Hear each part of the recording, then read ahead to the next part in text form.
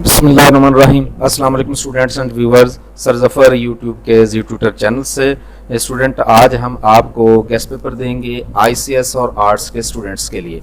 इससे पहले मैं आपको ये बताता चला जाऊँ स्टूडेंट के मेरा पहला गेस्ट पेपर जो है अपलोड है, जिसका ताल्लुक आईकॉम के स्टूडेंट्स से था।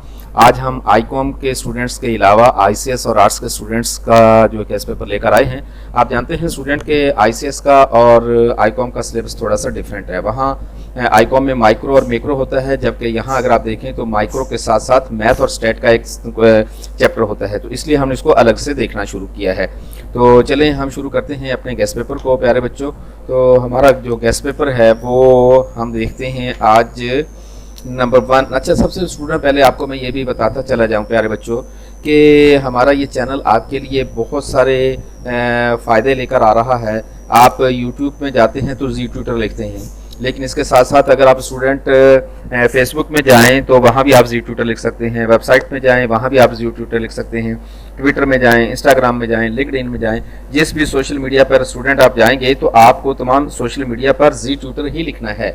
और जी ट्यूटर जब आप लिखेंगे तो स्टूडेंट आपको हमारी ये तमाम किस्म की वेबसाइट जो है या फिर हमारे सोशल चैनल्स, हमारे सारे लिंक जो है वो तमाम चैनल्स पर आ जाया करेंगे। चलें टाइम ज़ाया किए बगैर हम देखते हैं कि हमारे पास क्या गेस्ट पेपर हैं आज। याद रखिएगा कि हमारे जो गेस्ट पेपर आज का जो ताल्लुक है वो आईसीएस और आर्ट्स के स्टूडेंट्स के लिए है। साइंस के स्टूडेंट का भी यही गेस्ट पेपर होगा। 2021 का बहुत सारे स्टूडेंट मुझसे सवाल करते हैं कि सर ये किस बोर्ड का होगा। इंशाल्लाह जिस भी बोर्ड में होंगे तो अल्लाह पाक मेहरबानी फरमाने वाला है। चलें सवाल नंबर 1 आ गया। मैं साथ साथ में आपको सवाल भी बताता चला जाऊँगा, पढ़ता चला जाऊँगा। नंबर 1 है हमारे पास, define economic efforts and differentiate between economic and non economic wants. मुआशी जद्दोजहद की तारीफ़ कीजिए और मुआशी और गैर मुआशी जद्दोजहद में क्या फ़र्क होता है ये बयान कीजिएगा। स्टूडेंट, आप जानते हैं कि जद्दोजहद हमारी 2 तरह की होती है। कभी कभी वो सिर्फ मुआशी जद्दोजहद पूछ लेता है और कभी कभी गैर मुआशी। आमतौर पर वो दोनों चीज़ों को इकट्ठा ही पूछता है। चलें अगले पर चलते हैं सवाल पर हम। अच्छा, ये शॉर्ट क्वेश्चंस हैं हमारे स्टूडेंट, पहले माइक्रो के शॉर्ट हैं। नंबर 2 है सवाल, write the definition of economics as given by Adam Smith, Marshall और रॉबिन्स। ये 3 हमारे मईशदान हैं, एडम स्मिथ हैं, मार्शल है, रॉबिन्स हैं। उनमें से किसी एक की डेफिनेशन पूछ सकता है और तीनों की डेफिनेशन भी पूछ सकता है। शॉर्ट क्वेश्चन में आमतौर पर वो एक ही की पूछता है, तीनों की पूछेगा तो फिर लॉन्ग क्वेश्चन में चला जाएगा। ठीक है, अगले सवाल पर चलते हैं स्टूडेंट। हमारा नेक्स्ट क्वेश्चन है क्या है हमारा, differentiate between micro and macro economics. Differentiate between micro and macro economics, जुज़वी मुआशियात और कुली मुआशियात में क्या फ़र्क होता है ये लिखें। कभी कभी वो सिर्फ जुज़वी मुआशियात की डेफिनेशन पूछ लेता है और कभी कभी सिर्फ कुली मुआशियात की डेफिनेशन पूछ लेता है। आमतौर पर वो कुली मुआशियात और जुज़वी मुआशियात का डिफरेंस पूछता है। आप स्टूडेंट पूछते हैं कि सर लाइन लगा के लिखना चाहिए या वैसे लिखना चाहिए, इससे कोई फ़र्क नहीं पड़ता, आपकी मर्ज़ी होती है, आप जैसे भी लिखना चाहें ठीक होगा। उसके बाद हमारे पास अगला सवाल है question number 4, explain utility and it's kinds, या फिर प्रॉपर्टीज़ भी पूछ सकता है। आफादा क्या होता है, इसकी खुसूसियात भी पूछ सकता है और इसकी इकसाम भी पूछ सकता है। दोनों चीज़ें आपसे पूछ सकता है। इसकी खुसूसियात क्या होती हैं ये भी आप डिस्कस करेंगे और फिर उसकी इकसाम क्या होती हैं इनको भी आप डिस्कस करेंगे स्टूडेंट। ठीक है, चलते हैं अगले सवाल पर। सवाल नंबर 5 आ गया। माइक्रो इकोनॉमिक्स चल रहा है, मैं बार बार ये बता रहा हूँ। What are the kinds of demand, difference between change in demand and change in quantity demanded. तलब की इकसाम बयान करेंगे आप और उसके बाद तलब में तब्दीली, मिकदार तलब में तब्दीली, दोनों तब्दीलियों के बारे में जो डिफरेंसेस होते हैं वो पूछ सकता है। अगर ये डिफरेंस पूछता है स्टूडेंट तो आपको ग्राफ बनाकर क्लियर करना है, काइंडली ये बात का ख्याल रखना है। ठीक है, इसका ग्राफ लाजमी बनाइएगा जब आपका डिफरेंस पूछेगा। अगला सवाल चलते हैं हम। कहता है कि what is elasticity of demand, describe it's degrees. तलब की लचक क्या होती है और इसके मुख्तलिफ दर्जात बयान करें। तलब की लचक की डेफिनेशन कर दीजिएगा और फिर उसके साथ साथ आप उसके दर्जात बयान कर दीजिएगा। आप जानते हैं कि इलास्टिसिटी इक्वल टू 1 भी हो सकती है, लेस देन 1 भी हो सकती है, ग्रेटर देन 1 भी हो सकती है और लामहदूद भी हो सकती है, 0 भी हो सकती है। तो ये सारी की सारी टॉपिक्स जो है यहाँ डिस्कस कर देंगे। ठीक है स्टूडेंट। उसके बाद हमारे पास सवाल नंबर 7 आ गया। कहता है डिफाइन प्रोडक्शन थ्योरी और एक्सप्लेन मार्क्सियन थ्योरी। नज़रिया पैदावार बयान करें या फिर नज़रिया आबादी बयान करें। ख्याल रखिएगा स्टूडेंट, नज़रिया पैदावार और नज़रिया आबादी ये एक ही चीज़ के दो नाम नहीं हैं, वो अलग चीज़ है, वो अलग चीज़ है। बाज़ औक़ात जब गेस्ट पेपर दिया जाता है तो उसमें या लिख के बच्चे ये समझते हैं कि शायद दोनों का नाम एक ही है, दोनों का थ्योरी एक ही है। नहीं, वो बहुत डिफरेंट चीज़ें हैं दोनों एक दूसरे से, ठीक है। इस बात का प्लीज़ ख्याल रखा करें। उसके बाद अगले सवाल पर चलते हैं हम। कहते हैं what are the properties of land और लेबर। या तो ज़मीन की खुसूसियात लिखेंगे आप या फिर मेहनत की खुसूसियात लिखेंगे। तो दोनों में से या का लफ्ज़ भी आ सकता है या फिर आपको कहेगा ज़मीन की खुसूसियात, मेहनत की खुसूसियात। जिस तरह आपका सवाल होगा टैकल कीजिएगा आप काइंडली। अगले सवाल पर है, हम चलते हैं। सवाल नंबर 9 आ गया हमारे पास स्टूडेंट। सवाल है define consumption and relative importance of factors of production. Surf किसको कहते हैं? आमलीन पैदाइश की निस्बती अहमियत का जायज़ा लीजिए। तो डेफिनेशन लिख देंगे आप कंजम्पशन की, फिर आमलीन पैदाइश जो है वो उसके नाम लिखने की ज़रूरत नहीं है, अगर आप लिख दें तो बहुत अच्छा हो जाएगा। और उसकी अहमियत आपने रिलेटिव इंपॉर्टेंस पूछा है उसने, किसी एक की अहमियत नहीं। रिलेटिव इंपॉर्टेंस का मतलब है कि उसका उससे क्या ताल्लुक है, ज़मीन ना होगी तो क्या होगा, कैपिटल ना होगा तो बाकी क्या करेंगे वगैरह, ठीक है। तो उसके बाद सवाल नंबर है 10 हमारे पास माइक्रो इकोनॉमिक्स का। Describe cost of production of firm के मसारफ पैदावार बयान कीजिएगा। फर्म के मसारफ पैदावार सारे के सारे लिखना पड़ेंगे। यहाँ शॉर्ट में तो नाम ही पूछेगा या फिर किसी एक आध की डेफिनेशन पूछ लीजिएगा, ठीक है। तो ऐसा नहीं करना कि आपने इसका टेबल भी बनाने बैठ जाएं और इसका ग्राफ भी नहीं, सिर्फ नाम लिखेंगे और किसी एक को जो कहेगा वो उसको डिफाइन कर देंगे। ज़ाहिर शॉर्ट है तो शॉर्ट में ही रहना है आपने। क्वेश्चन नंबर 11 आ गया आपके पास। Describe revenues of firm in perfect competition.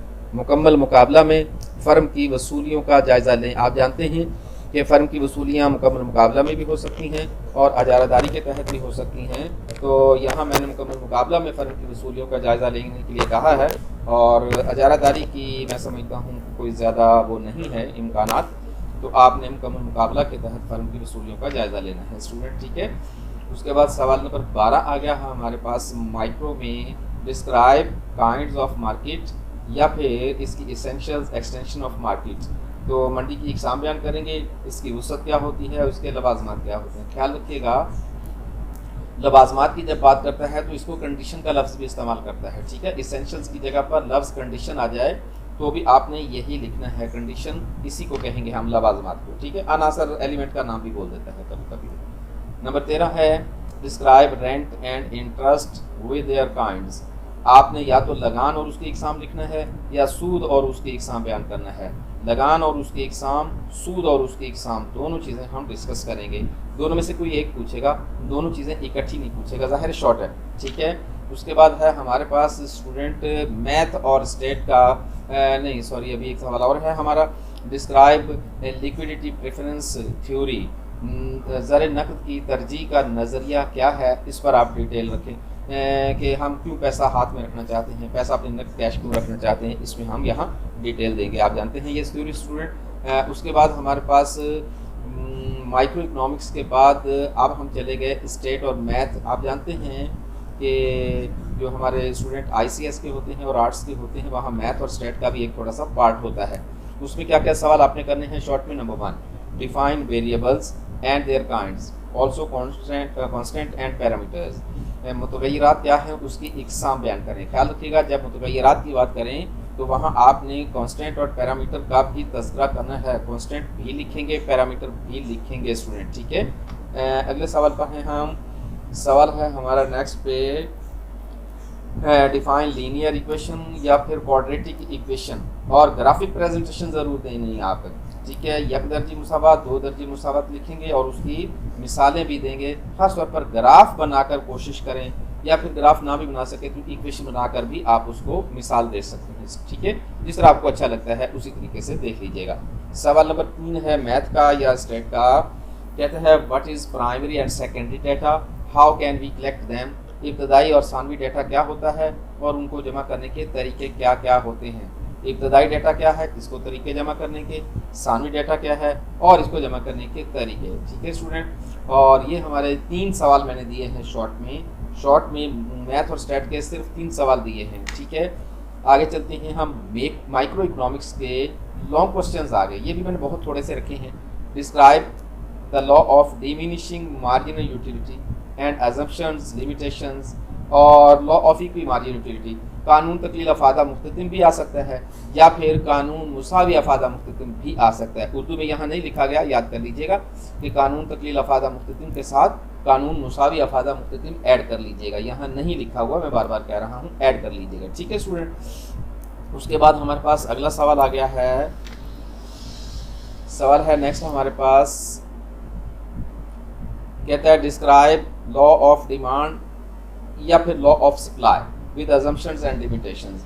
या तो लॉ ऑफ डिमांड पूछेगा या फिर लॉ ऑफ सप्लाई पूछेगा, दोनों चीज़ें इकट्ठी नहीं पूछेगा। या तो कानून तलब पूछेगा या फिर कानून रसद पूछेगा।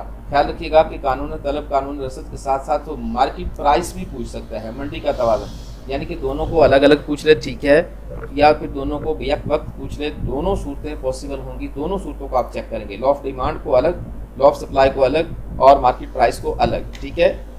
उसके बाद अगला सवाल है हमारे पास डियर स्टूडेंट्स, क्वेश्चन नंबर 3 आ गया। Describe the law of decreasing return और इंक्रीजिंग रिटर्न। या तो डिक्रीजिंग रिटर्न पूछेगा या फिर इंक्रीजिंग रिटर्न पूछेगा।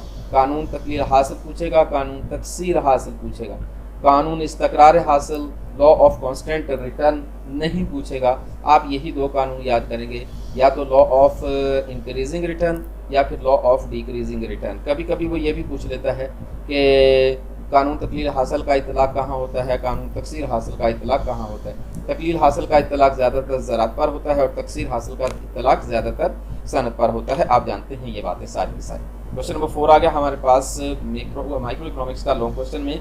Explain the equilibrium of firm under perfect competition. Explain equilibrium of firm under perfect competition या monopoly. मैं आपको ये बता दूं कि यहाँ मोनोपोली को नहीं करने की कोई ज़रूरत, बस परफेक्ट कंपटीशन में कर लीजिएगा। ठीक है। वैसे मैंने लिखा तो एहतियातन मोनोपोली भी है, मुकम्मल मुकाबला या अजारादारी के तहत फर्म का तवाज़ुन, लेकिन मैं समझता हूँ कि आपको मुकम्मल मुकाबला के तहत वाला सवाल ही तैयार करना है। अजारादारी वाला सवाल तैयार करने की मेरा ख्याल है कोई ज़रूरत नहीं पड़ेगी इंशाअल्लाह ताला अज़ीज़। मुकम्मल मुकाबला के तहत फर्म का तवाज़ुन आप चेक कर लीजिएगा। ठीक है। उसके बाद है सवाल नंबर 1 स्टेट और मैथ का लॉन्ग क्वेश्चन भी आ जाता है, आप जानते हैं। वहाँ मैंने 2 सवाल ही दिए हैं। Define function, explain its types with example. तफ़ाल क्या होता है और इसकी इकसाम बयान करें और मिसालें भी दें। ख्याल रखिएगा स्टूडेंट, अगर कोई सवाल ऐसा आ जाए जिसमें मिसाल देने की गुंजाइश मौजूद हो तो कोशिश करेंगे वहाँ उसकी मिसाल दे दें हम, तो मिसालों के ज़रिए आप इसको कवर करेंगे तो ज़्यादा अच्छा रहेगा। ठीक है। तो उसके बाद अगला सवाल है हमारे पास, सवाल नंबर 2 लॉन्ग में आ जाएगा ये। Explain solution of simultaneous equations. हमजाद मुसावातों की अमली वजाहत करें, हमजाद मुसावातों का सॉल्यूशन भी बयान करें। क्या करना है, आप कोई हमजाद मुसावात ले लें, हो सकता है वो दे भी दे, नहीं तो फिर आप कोई सी भी हमजाद मुसावातें ले लें, उसको हल करके दे दें। ठीक है। तो स्टूडेंट ये था हमारा आज का गेस्ट पेपर। उम्मीद करते हैं कि आप लोगों को हमारे इस गेस्ट पेपर से इंशाल्लाह बहुत मदद मिलेगी। स्टूडेंट मैं आपको ये बताता चला जाऊं कि आपका ये प्लेटफॉर्म ऐसा प्लेटफॉर्म है जिस पर आप फुली ट्रस्ट कर सकते हैं। और आप अगर हमारी वेबसाइट पर चले जाएं, वहाँ आपको हर तरह के MCQs मिलेंगे। MCQs आप जानते हैं आजकल जो पेपर आ रहे हैं वो MCQs की तर्ज पर ज़्यादा आ रहे हैं। 50% पेपर जो है वो MCQs पर होता है, तो आप MCQs काइंडली ज़रूर चेक कर लीजिएगा वहाँ। और इंशाअल्लाह ताला अज़ीज़ MCQs में से काफ़ी MCQs आपको पेपर में हल करने को मिलेंगे। तो अपना बहुत सारा ख्याल रखिएगा, लेकिन जाने से पहले आपको रिमाइंड करवाना है कि हमारे इस चैनल को सब्सक्राइब कीजिएगा, शेयर कीजिएगा, लाइक कीजिएगा और बेल आइकॉन ज़रूर प्रेस कीजिएगा ताकि बर वक्त तमाम नोटिफिकेशंस आप तक पहुँचते रहें। अपना बहुत सारा ख्याल रखिएगा। अल्लाह आपका हामी और नासिर। पाकिस्तान जिंदाबाद।